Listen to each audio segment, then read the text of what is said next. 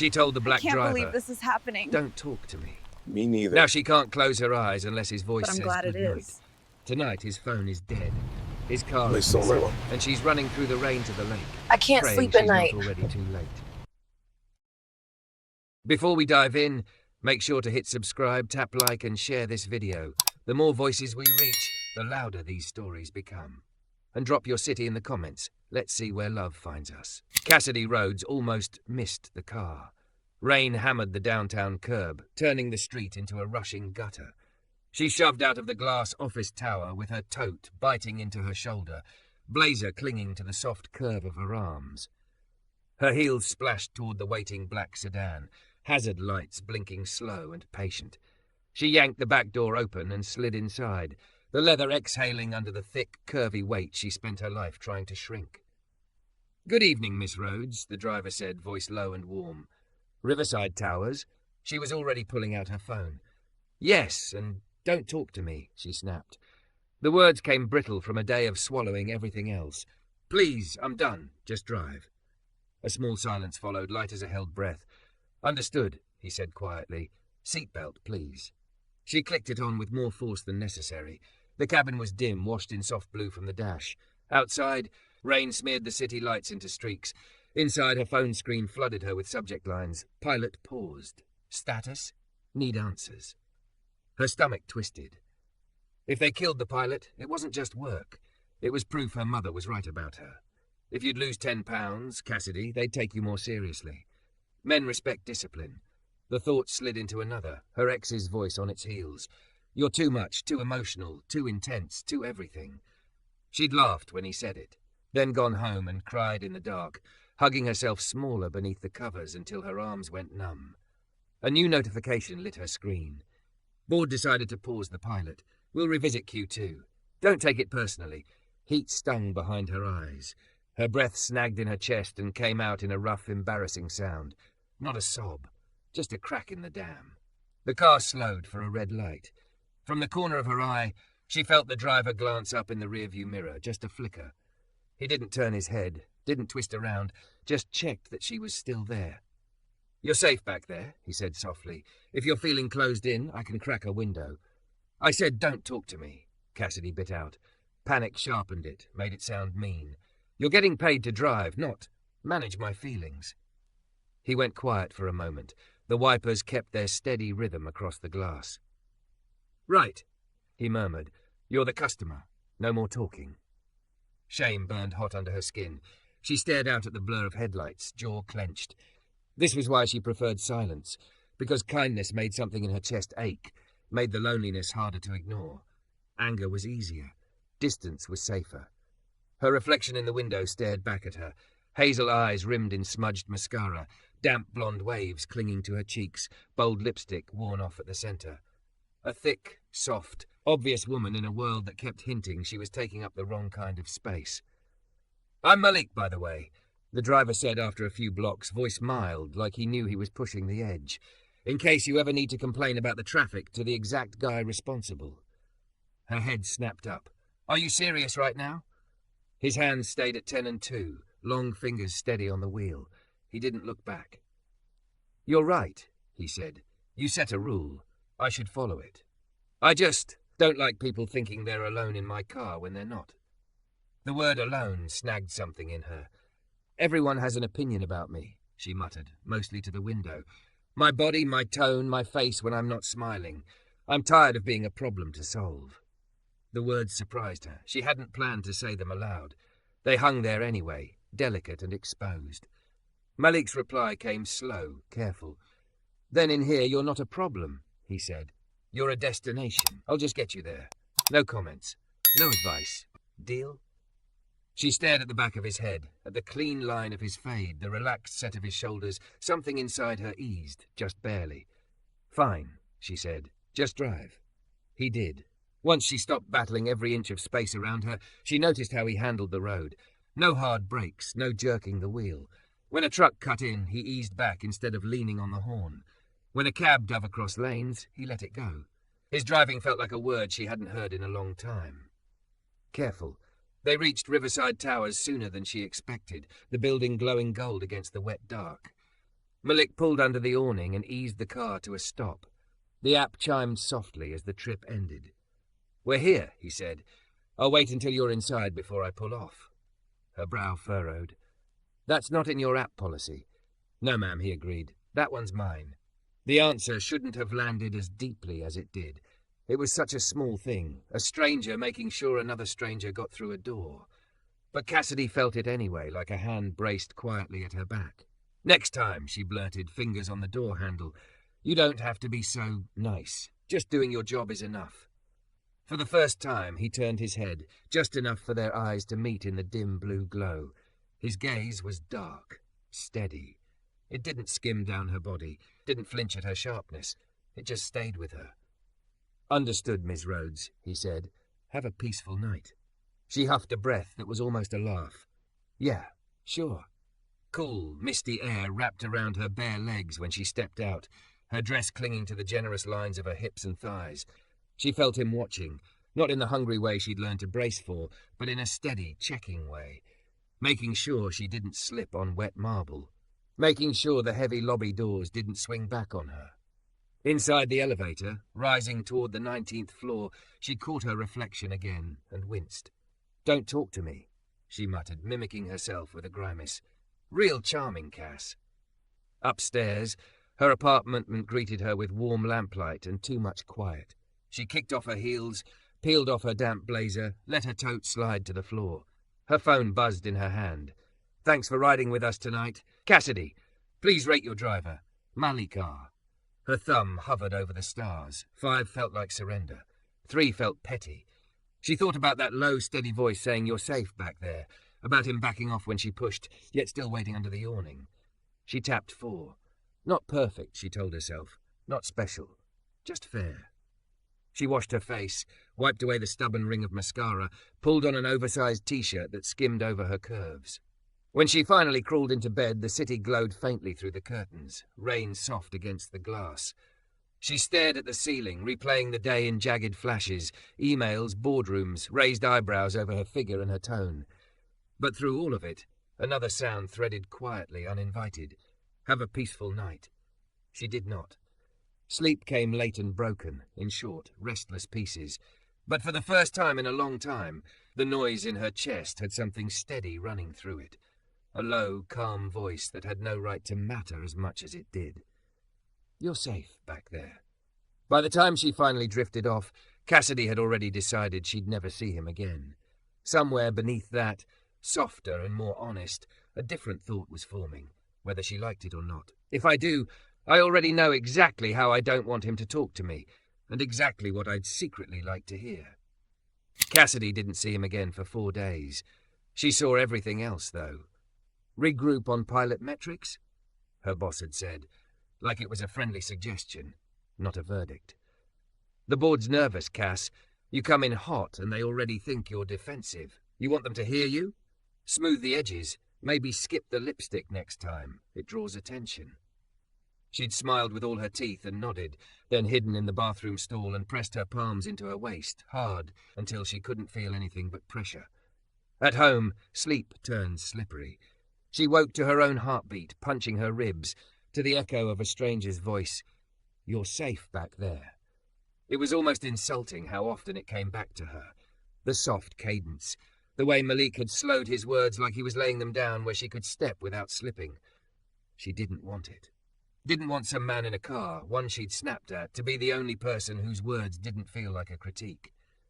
On the 5th night, rain threatened again. Her calendar pinged. Late client dinner downtown, 11 p.m. finish. Cassidy stared at the notification and felt her shoulders sag. Another night of traffic, wet streets, climbing into bed, wired and raw.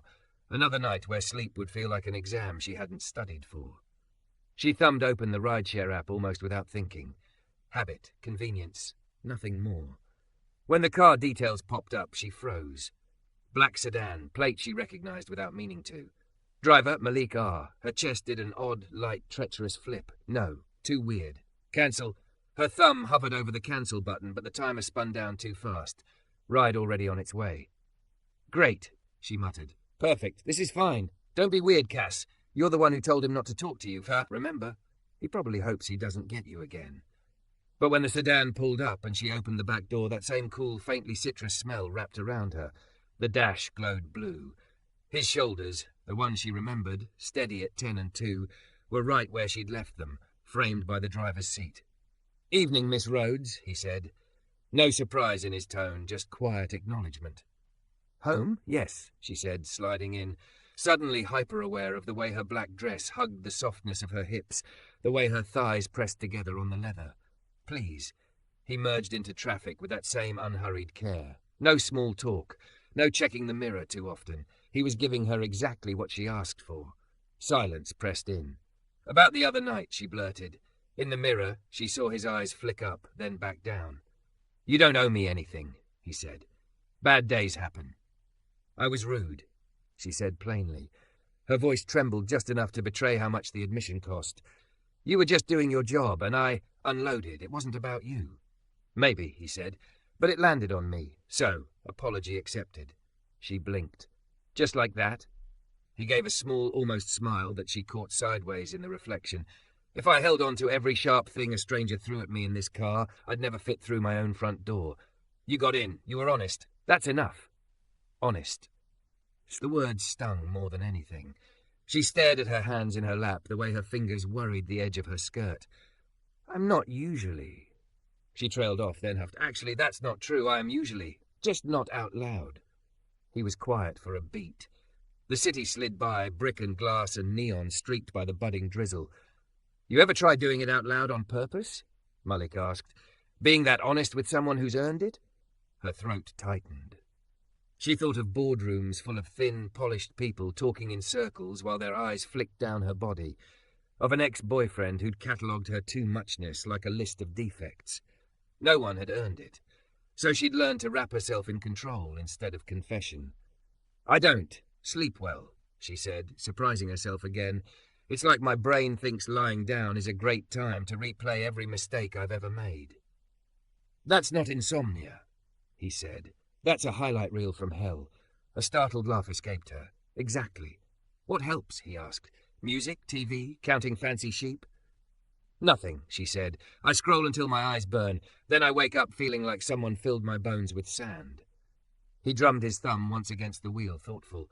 "You try breathing?" She stared at the back of his head. "I do breathe, Malik. I'm here, not dead." His chuckle was low, warm. "Fair. I meant the deliberate kind. In through the nose, filling the belly. Out slow, like you're letting go of something on purpose." "That sounds like yoga instructor nonsense." "It does," he agreed. "Helps anyway." The idea of him somewhere else, off shift in some small apartment, sitting on the edge of his bed and breathing slow on purpose, lodged itself in her imagination without permission. "What helps you?" she asked before she could stop herself. He shrugged one shoulder. "I drive at night. Less noise. Fewer people yelling. Gives me room to think." A pause. "And I talk. To my niece, to my sister, to the radio guy who sounds like he's half asleep. Saying stuff out loud makes it real in a different way. Sometimes better, sometimes worse, but at least it's out." She pictured it. Malik's voice drifting through a dark car, calming whoever was on the other end of the line. A strange twist of jealousy surprised her. "Must be nice," she said, "having someone who picks up when you call." He didn't answer right away. At the next red light, his eyes met hers in the mirror again. "You'd be amazed how many of my riders are calling no one," he said quietly. "Phone to their ear, silence on the other end. They're just filling the space." "People pretend to be on calls?" she asked, startled. "Sometimes," he said. "Sometimes they're just listening to recordings. Whatever helps them feel less like they're the only one awake." Something in her chest clenched at that. The idea of a voice, any voice, steady in the dark, tethering her to the present, instead of flinging her back through every old bruise. "Does it work?" she whispered. "Sometimes," he said. They drove the rest of the way with the radio turned down low, some late-night jazz murmuring through the speakers. She focused on her breathing without meaning to, matching the wiper's rhythm, in 3, out 2, 3, 4. By the time they pulled under her building's awning, her shoulders had loosened a fraction. He put the car in park. "Same deal," he said. "I'll wait till you're inside." She hesitated with a hand on the door. Something tugged at her. Pride, fear, need tangled together. "Malik?" "Yes, ma'am?" I have a meeting tomorrow, she said, the words tumbling out. Big one. It decides whether the project I've been killing myself for lives or dies, and if it dies, it kind of proves my mother right about everything. I'm already spiraling, and it hasn't even happened yet. He didn't laugh, didn't tell her she was dramatic. He just listened like this was normal, like passengers confided decade-sized wounds to him every night. I don't know how I'm supposed to sleep, she finished, voice fraying, a beat of quiet. If you want, he said, careful, I can talk you through that breathing later. Off the clock. No charge, no obligation. Just a voice in the dark, so it's not just you and the highlight reel. Her heart stuttered. You can't give passengers your number, right? There's an in-app call feature, he said. Protects our numbers. You can request me as a preferred driver now. Don't know if I'll always be closest, but if the app lets it through tonight, hit the call driver button instead of messaging. I'll be up. The fact that he knew she'd even consider it made something within her bristle. And yet under that, softer, something else, relief. What if you're busy, she asked, needing the out. If I'm driving, I won't pick up, he said simply. If I'm parked, I will. Either way, you don't owe me anything. You asked what helps. This is one answer. She swallowed. You're very confident for a man offering free bedtime stories to a stranger. Bedtime breathing, he corrected, a smile in his tone. Big difference. She rolled her eyes and got out, muttering, You're impossible. He watched her until the lobby doors closed behind her.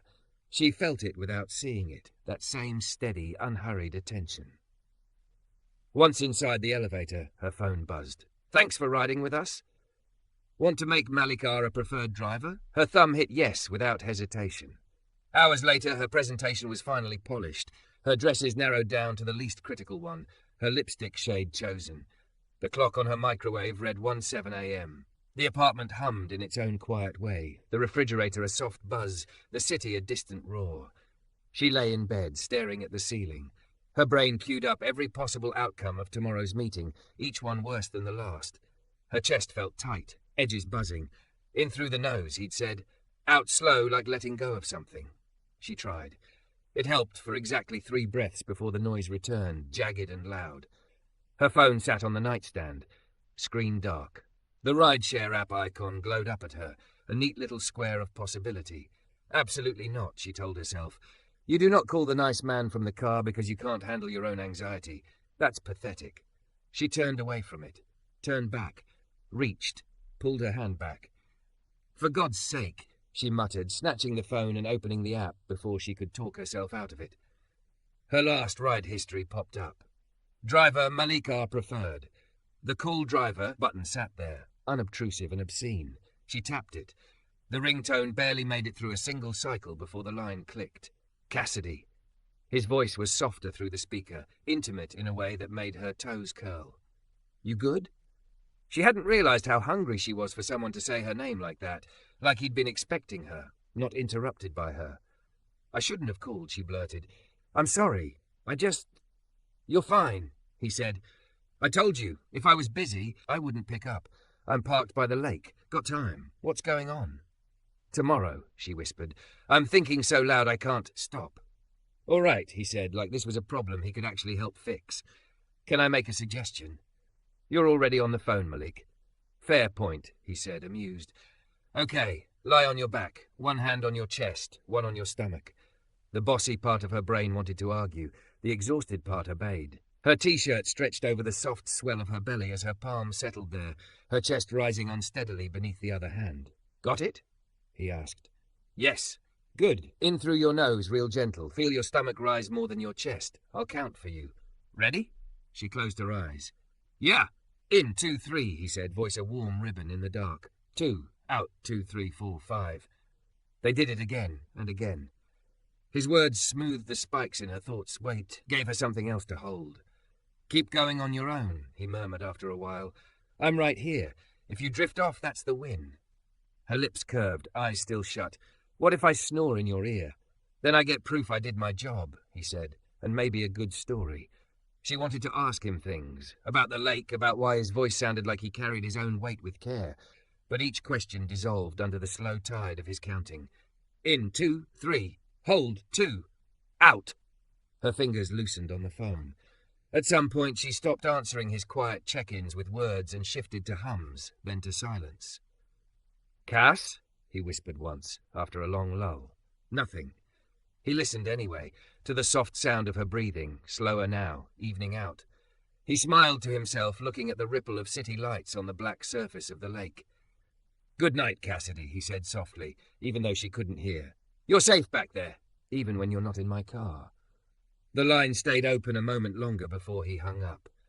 She woke with the phone on her pillow, battery at 8%, her body heavy in that rare, delicious way that meant real sleep had come. It took her a few seconds to remember why, and when she did, her first thought hit her like a confession. I can't believe I needed him to fall asleep. The second was quieter, more dangerous. I don't know how I'm supposed to do it without him now. The morning of the meeting, Cassidy woke up before her alarm. For a terrifying second, she didn't know why the room felt different. Then she realized she wasn't exhausted. Her limbs were heavy in a good way, her brain not clawing at the ceiling. Her phone lay on the pillow beside her, screen dark. The last call in her history read, "Private number, 46 minutes. His voice came back to her in a warm echo. "In, 2, 3. Hold, 2. Out." She pressed the phone to her chest and let herself smile, quick and helpless, before the familiar rush of panic tried to seep back in. "You did not call a man you barely know to breathe you to sleep," she scolded herself as she brushed her teeth. "That's not a coping mechanism. That's something else." But when she stood in front of the mirror, smoothing her dress over the generous curve of her hips, rolling her lipstick on in one confident swipe, she couldn't deny the difference. The dark crescents under her hazel eyes were lighter. Her shoulders sat a little lower. The soft, thick body she usually saw as an enemy looked for once like a person to take care of. In the boardroom, the air was cold and sharp with cologne and old coffee. The men at the table flicked their eyes over her outfit. One of them lingered half a second too long at the plunge of her neckline. She felt her skin try to crawl off her bones. "In through the nose," Malik had said. "Out slow, like you're letting go." She slid her notes in front of her, placed her feet flat on the floor, and did exactly that. "In, 2, 3. Hold, 2. Out, 2, 3, 4, 5. A strange quiet opened up inside her, just wide enough to stand in. "Cassidy," her boss prompted, "you're up." She lifted her chin. "Thank you," she said, voice steady. "You've seen the top-line numbers. Let me show you what they mean." She talked. When someone interrupted, she didn't shrink. She said, "Let me finish this thought," and finished it. When a board member tried to prod at her projections like they were fantasies, she pulled up the data she'd triple-checked at 2 in the morning last week and watched him nod, slowly, like maybe she knew what she was talking about after all. Her heart hammered, but it didn't spin out. Every time it tried, she heard that low, even voice in her head, counting her back into herself. When she finally stepped out of the room, her blouse sticking a little to the curve of her back, she checked her phone with shaking hands. Email, pilot approved with conditions. It wasn't everything. It wasn't clean victory, but it wasn't death either. She should have called her mother, or her best friend from college, or no one, and taken herself out for a drink like an adult woman who didn't need external validation. Instead, she opened the rideshare app. "Thank you. Meeting went well. Your breathing thing helped." She typed into the driver contact form before she could overthink it. 3 dots pulsed. Then, "Glad to hear it. I knew you had it. Remember, your lungs, your voice, your data. The room just caught up." Her throat tightened. No one in that room would have thought to say it like that. She stared at the reply, then typed, "That was dangerously close to pep talk territory. Careful, you'll ruin your silent, stoic driver brand." A minute later, the brand is evolving. "Congrats, Miss Rhodes." That night, she didn't even pretend she wasn't waiting.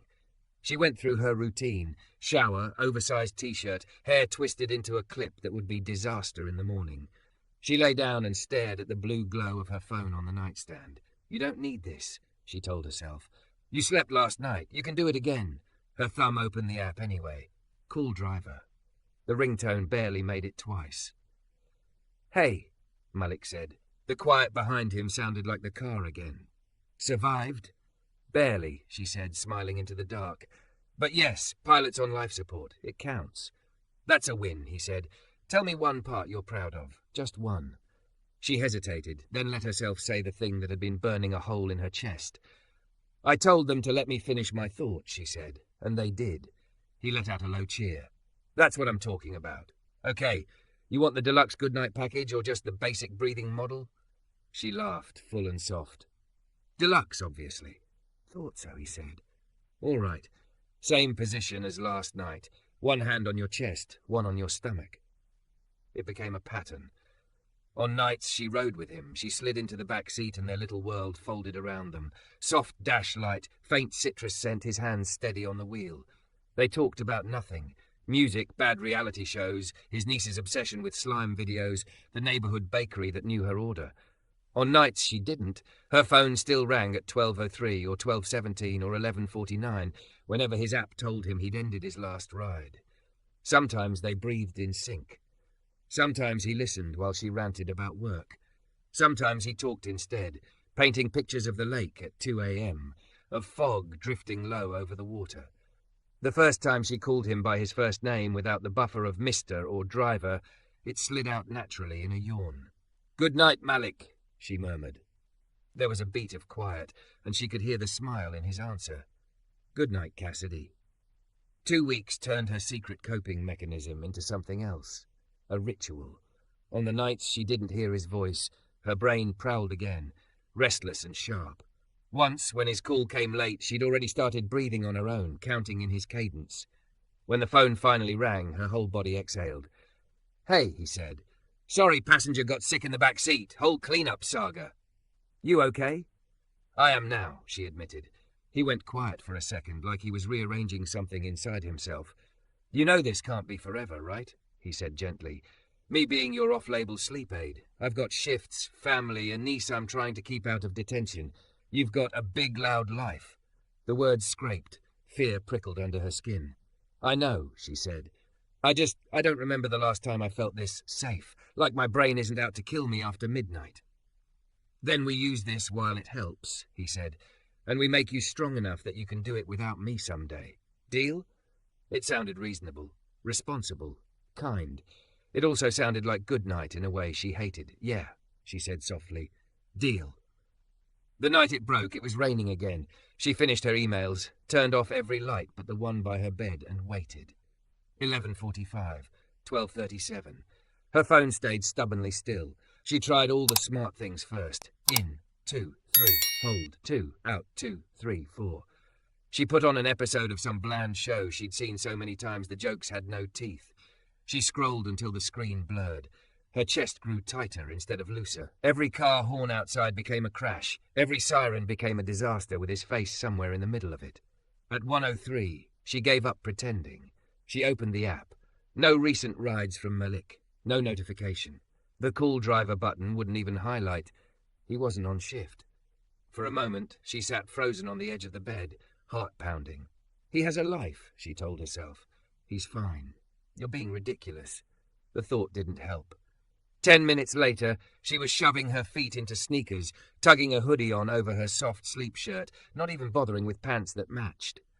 Her thick thighs brushed with every step as she hurried to the elevator, raincoat forgotten on the hook. The lake, she thought. He parks by the lake when he's off. It was the kind of thing no sensible woman should know about a man she technically didn't know at all. The kind of thing she'd picked up over dozens of small, harmless comments. "I'm just pulling away from the water now. And lake's quiet tonight, good thinking weather." She ordered a ride anyway. Different driver. Different car. She spent the whole trip chewing a hangnail and trying not to throw up. When they pulled up to the stretch of road he'd described so many times, she saw his sedan immediately, parked crooked under a flickering street lamp. Hazard lights off, hood up. Her stomach dropped. "Ma'am?" her driver asked. "You okay?" "Yeah," she lied. "Yeah, I'm fine, thanks." She climbed out into the damp chill, hoodie clinging to the curves she usually armoured in structured fabric. The wind shoved at her, carrying the smell of wet concrete and lake water. Her hair whipped across her face as she jogged closer. A familiar head popped up from behind the open hood, cap askew, grey t-shirt darkened by rain at the shoulders. "Come on, you stubborn." "Malik?" He turned, blinking rain out of his lashes. When he saw her, his eyes widened so fast she almost laughed. "Cassidy," he said. What are you doing out here?" "You didn't call," she blurted, ridiculous even to her own ears. "The app wouldn't let me ring, and I thought there could have been an accident. Or—" He stepped around the car, leaving the hood propped open, and stopped a few feet from her. Up close, he smelled like engine grease and the same faint citrus she now associated with breathing easier. "You came to the lake," he said, something like awe and worry tangled in his voice, "at 1:30 in the morning, in the rain." "Yes," she said, hugging her hoodie tighter around her thick, shivering body. "Apparently I'm that person now." He shook his head, a disbelieving huff of laughter escaping him. "Alternator's dead," he said. "Phone died trying to get roadside assistance. Been arguing with a robot for 40 minutes. The absurdity broke something in her. A wet, half-hysterical laugh burst out. "So you're okay," she said. It came out as a question and a plea. "I'm okay," he said. His gaze softened. "You worried? It wasn't a question." "You help me breathe," she said, chest tight. The words sounded embarrassingly small in the open air. "I know that's not your job. I know you didn't sign up to be my whatever this is. But when you didn't call, my head went to every bad place. I told you not to talk to me that first night, and now She swallowed, rain stinging her eyes. "Now I can't sleep unless I hear you say goodnight. I don't know when that happened, and it scares me." He looked at her like she was something fragile and fierce all at once. Then he closed the distance between them slowly enough she could have stepped back if she'd wanted to. She didn't. "Look at me," he said gently. She did. Dark eyes, tired and warm, rain beads on his lashes, the faintest hint of a smile at one corner of his mouth. "You're allowed to need people," he said. "It doesn't make you weak. It doesn't make you broken. And if I'm going to be one of those people, we do it with our eyes open." "My eyes are open," she whispered. "They're just terrified." "Mine too," he said. "I'm a black driver who talks too much to strangers. You're a thick, brilliant white woman who was ready to bite my head off 2 weeks ago. We're both way outside any script I've ever seen." Her breath hitched. "You think I'm brilliant? I think you walk into rooms that weren't built for you and make them listen anyway," he said. "I think you are a lot, and that's a compliment in my language." Something hot and painful loosened behind her ribs. "I don't want you to just be another crutch," she said. "I'm trying to learn to sleep on my own, but I don't want to go back to a world where your voice isn't part of my night." His hand hovered near her arm, fingers flexing, not quite touching. "Can I?" he asked quietly. She nodded. He set his hand gently on her hoodie sleeve, warm through the damp fabric. "How about this?" he said. "We stop pretending this is driver and passenger. We start with Malik and Cassidy, two tired people who breathe better when they know the other one's out there." Her laugh came out watery. "And the goodnight calls?" He squeezed her arm just once. "We'll phase them out when you're ready," he said. "Not because I want to, but because you deserve to know you can sleep without me. Until then," he stepped a fraction closer, rain pattering on the car roof around them. Up close, she had to tilt her chin to keep his gaze. "Until then," he murmured, "let me be the voice that tells the rest of the world to shut up for the night." Her eyes stung again, and she didn't bother blaming the rain. "Okay," she said, small and fierce at once, "but I'm buying you a charger that could jumpstart a plane. I'm not doing this dead battery by the lake thing again." His laugh rolled through her, low and warm. "Deal."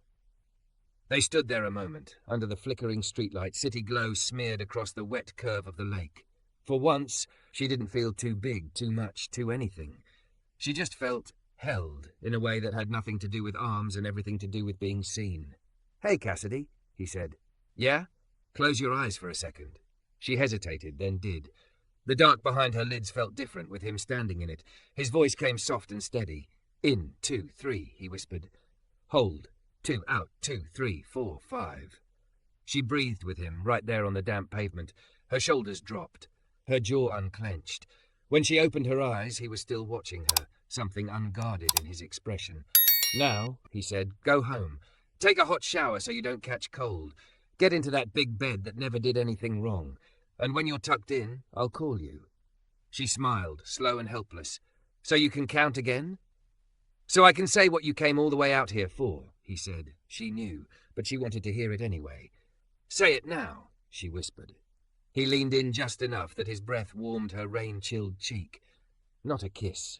Not yet. Just a promise inside a whisper. "Good night, Cassidy." The words curled around something raw and lonely inside her and turned it into something else.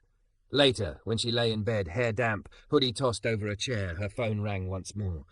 His name, just his name, not his role, lit up the screen. She answered with a smile she didn't have to hide from anyone. "Hey," she said. "Hey," he said. "You ready?" "For sleep?" she asked. "For this," he corrected gently. "For knowing that even on nights I can't call, you'll still hear me in your head telling you the same thing." She closed her eyes, hand settling over the soft rise of her stomach, the other over her heart. "I'm getting there," she said. "Then let's start," he murmured. "In, 2, 3. His voice flowed through the dark, steady and sure, and as her body eased towards sleep, she realized the fear had shifted. It was still there, but wrapped now in something stubborn and bright. She had told him not to talk to her. Now, she didn't know how to fall asleep without his good night. And for the first time in a very long time, that didn't feel like a problem to fix. It felt like the beginning of a life where finally she didn't have to do every hard thing alone.